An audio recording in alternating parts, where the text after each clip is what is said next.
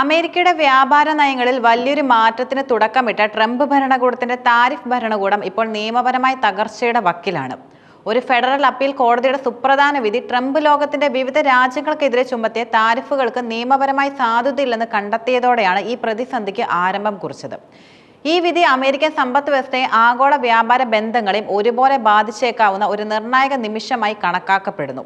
താരിഫുകളുടെ നിയമപരമായ അടിത്തറ തകരുകയും ചെയ്യുന്നു. IEPA നിയമത്തിന്റെ ദുരുപയോഗം ട്രംപിന്റെ താരിഫ് നയങ്ങൾക്ക് നിയമപരമായ അടിത്തറ നൽകിയിരുന്നത് അന്താരാഷ്ട്ര അടിയന്തര സാമ്പത്തിക അധികാര നിയമം, അതായത് international emergency economic power act ആയിരുന്നു.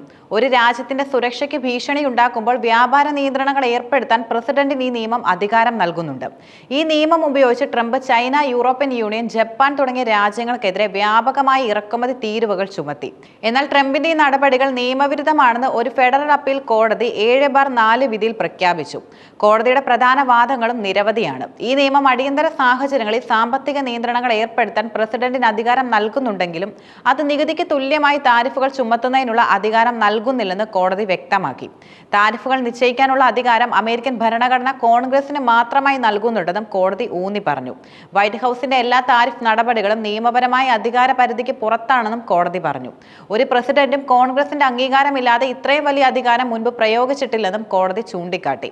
5 പതിറ്റാണ്ടുകൾക്ക് മുമ്പ് റിച്ചാർഡ് നിക്സൺ സമാനമായൊരു നീക്കം നടത്തിയെങ്കിലും കോൺഗ്രസ് ഉടൻ തന്നെ അത് റദ്ദാക്കുകയായിരുന്നു.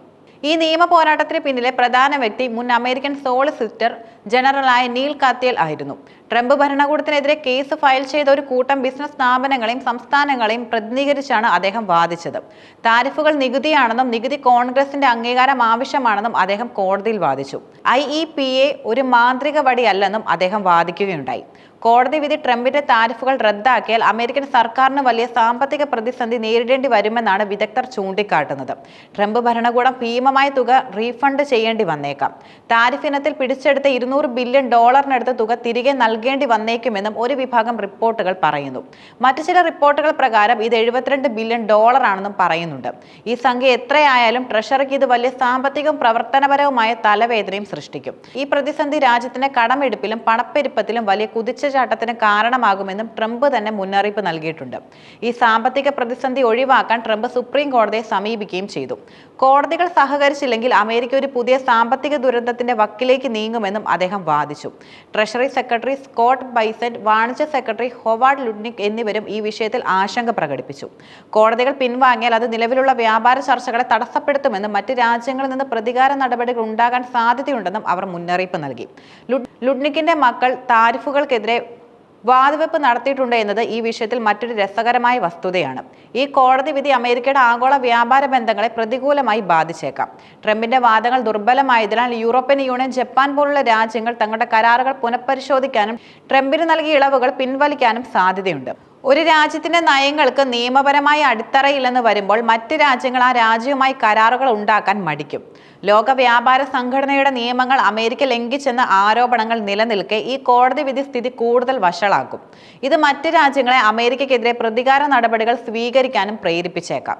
റഷ്യ-യുക്രൈൻ യുദ്ധത്തിന്റെ പശ്ചാത്തലത്തിൽ റഷ്യൻ ഊർജ്ജ ഉൽപ്പന്നങ്ങൾ വാങ്ങിയതിന് ഇന്ത്യക്കെതിരെ താരിഫ് ചുമത്താൻ താൻ അനുമതി നൽകിയതായി ട്രംപ് സുപ്രീം കോടതിയെ അറിയിച്ചിരുന്നു. ഈ നീക്കത്തിന്റെ നിയമപരമായ സാധുതയും കോടതിയിൽ ചോദ്യം ചെയ്യപ്പെട്ടേക്കാം. ട്രംപിന്റെ ഈ നയത്തിന് നിയമപരമായ അടിത്തറ ഇല്ലാത്തതിനാൽ അത് ഇന്ത്യക്ക് കൂടുതൽ ആത്മവിശ്വാസം നൽകും. ഈ നിയമപരമായ തിരിച്ചടി നിന്ന് കരകയറാൻ ട്രംപിന് ചില വഴികളുമുണ്ട്. സെക്ഷൻ 232, അതായത് ദേശീയ സുരക്ഷയ്ക്ക്, സെക്ഷൻ 301, അതായത് അന്യായമായ വ്യാപാരത്തിന് പോലുള്ള മറ്റു നിയമങ്ങൾ ഉപയോഗിച്ച് അദ്ദേഹത്തിന്റെ താരിഫുകൾ പുനഃക്രമീകരിക്കാൻ സാധിക്കും. എന്നിരുന്നാലും ഈ നിയമങ്ങൾക്കനുസരിച്ച് പ്രവർത്തിക്കുന്നത് സമയമെടുക്കുന്ന കാര്യമാണ്. ട്രംപ് ഭരണകൂടം ഈ വിഷയത്തിൽ സുപ്രീം കോടതിയിൽ സമീപിച്ചിട്ടുമുണ്ട്. കോടതിയിൽ നിന്ന് അനുകൂലമായ വിധി ലഭിക്കുമെന്നാണ് അവരുടെ പ്രതീക്ഷയും. എന്തായാലും ഈ നിയമപരമായ തിരിച്ചടി ട്രംപിന്റെ വ്യാപാര നയങ്ങളുടെ വിശ്വസ്തതയെ തകർത്തിരിക്കുന്നു. ട്രംപിന്റെ താരിഫ് പാർട്ടി വളരെ വേഗം അവസാനിച്ചേക്കാം എന്നതിന്റെ സൂചനയും നൽകുന്നു. ഇത് ആഗോള വ്യാപാര രംഗത്തും രാഷ്ട്രീയത്തിലും ഒരു പുതിയ മാറ്റത്തിനും വഴി തുറന്നേക്കാം.